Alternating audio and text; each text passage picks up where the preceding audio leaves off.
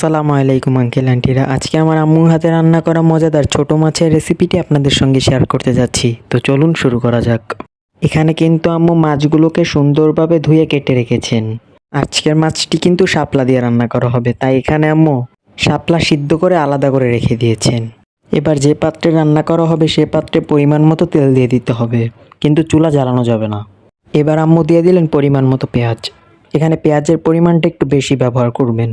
এবার দিয়ে দিচ্ছেন একে একে পরিমাণ মতো হলুদের গুঁড়া, মরিচের গুঁড়া এবং লবণ।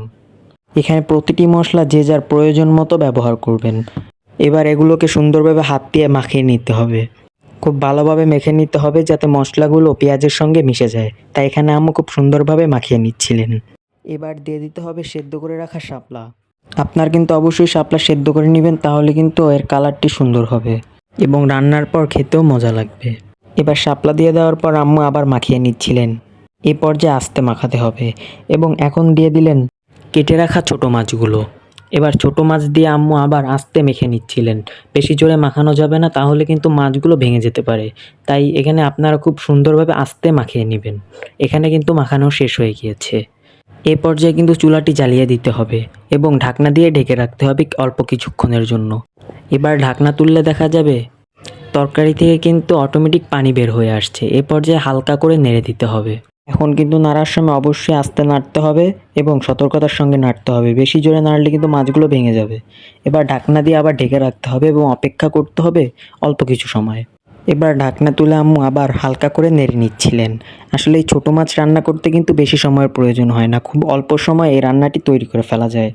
এবার হালকা পাতলা নাড়া শেষ হয়ে গেলে আম্মু কিন্তু আবার ঢাকনা দিয়ে ঢেকে দিবেন এবং কিছুক্ষণ পর ঢাকনা তুলে নেবেন।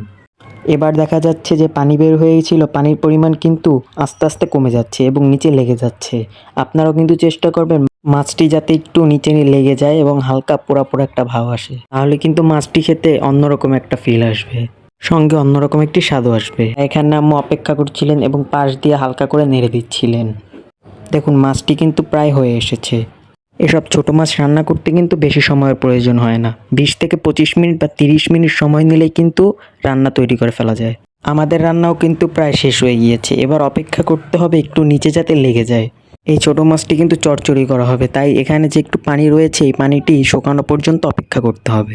ছোট মাছ খাওয়া কিন্তু চোখের জন্য ভালো, তাই আপনারা বেশি বেশি ছোট মাছ খাবেন। এখানে দেখুন পানি কিন্তু প্রায় শুকিয়ে এসেছে, শুধু উপরে তেল ভাসছে। তাই এ পর্যায়ে চুলার জালটি নিভিয়ে দিতে হবে। আমাদের রান্না কিন্তু শেষ। দেখুন তরকারির কালারটি কি সুন্দর এসেছে। এমন রান্নার ভিডিও পেতে অবশ্যই আমাদের চ্যানেলটিকে কিন্তু সাবস্ক্রাইব করতে হবে।